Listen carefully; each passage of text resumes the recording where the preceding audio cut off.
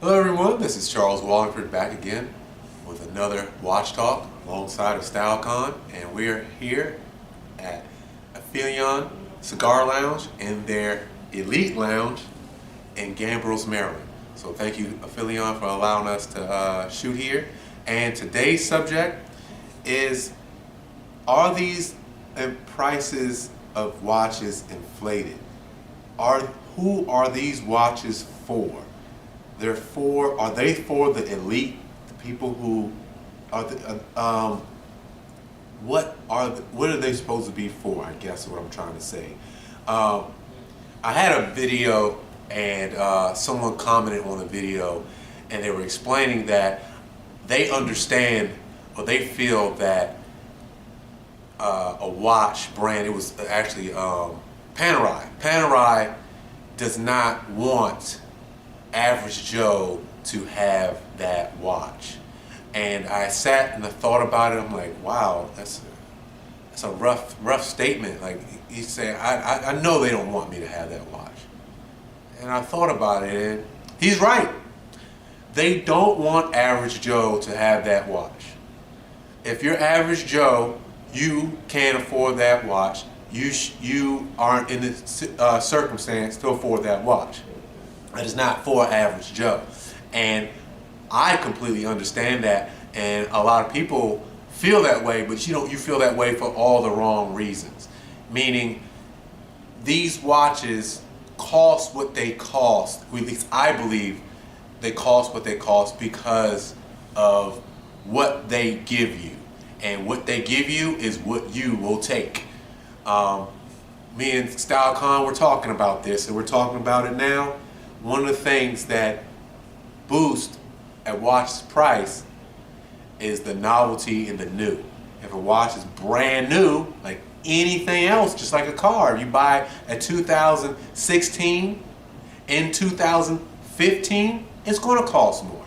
It's going to cost more. You buy something brand new, it's going to cost more.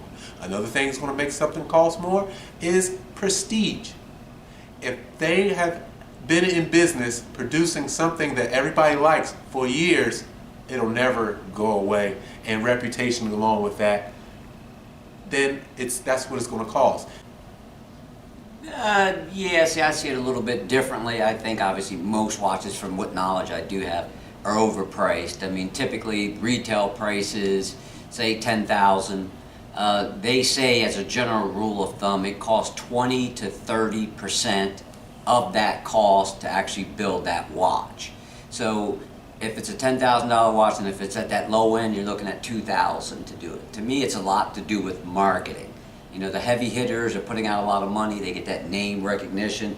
A person that knows nothing about watches, you say Movado, I know what that is. You say Tag, I know what that is. You say Rolex, I know what that is. And like these other brands, they don't spend as much money, so they're not as well known, at least throughout the general population. Now, watch people know what they know, but the people that don't, first thing is, ooh, I made some money this year. You know what? I want to get a watch. And because Rolex and Omega and Tag and Movado have that name recognition through advertising dollars, everybody wants to jump on the bandwagon. Now, that's true, but the thing is, the reason why it costs that much is because that's what everybody knows about. If that's the only thing you know, and they know that's the only thing you know, they're going to boost the price, and they're going to make it expensive as they possibly can. They're going to make it expensive as they possibly can, because big thing is people are buying them.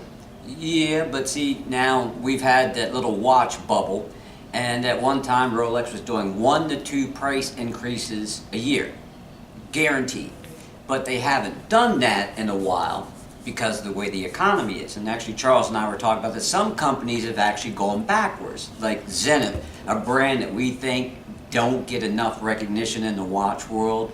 But Zenith is one of those excellent brands, you know, in-house movement. They do things well there. Obviously, Rolex used their movements. Panerai has used their movements, you know, one time or another. And needless to say, Zenith went backwards. After they got the new CEO in, they decreased their prices, on their watches, and then they went more with that classic look instead of that, they would call it a fashion look, like the Defy. So, I mean, certain things, it could go backwards. But they didn't do it because they wanted to. They did it because they had to. Well, actually, it's about survival and making money. Oh yeah, they were still making money. It's just the CEO, the new one that took over, that reduced the prices. He just thought that Zenith got away from what it was. You know, just like Longines. At one time, that was considered on the same level as Rolex. Yes. I mean, and some people would have considered Longines better than Rolex in its day. But look what happened to Longines.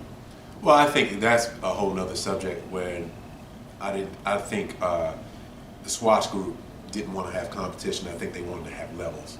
I think that's what that is more so than anything else. Oh, that's a definite. But when you have a brand name like that, why not put the marketing dollars behind it? Keep it going. But instead, they took the marketing dollars away, and now everybody thinks of, you know, Longines as a mid-tier watch. I think, and then I don't know if it's everybody. Again, it goes back to Average Joe again. Average Joe can't afford a Longines. That's the reality. Average Joe can't afford a Longines. Average Joe might not even be able to afford a Tissot or a Tag Heuer. And these people, I ask you this question. How much should, let's say, a Panerai cost right off the bat? How much should it cost? If the price was inflated, how much should it cost? Say, get a good example of, was it the Lumador, right? What's a new Lumador, how much should that cost? It just all depends. I mean, obviously you got to take in consideration where it's going to be sold. Like they have the boutiques, or you go into a jewelry store. Yeah, that inflates the price because they need to make money. But actually, this is something that Charles and I both learned when we went to the Watch Buy Trunk Show. I actually had a Hanhart at one time, and this watch was like over $5,000 when I got it. And needless to say, they had the same watch there, and they were selling it for $2,500.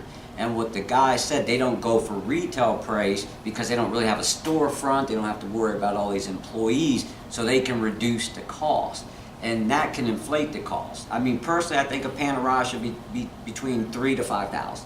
I think that's a good price for what you get.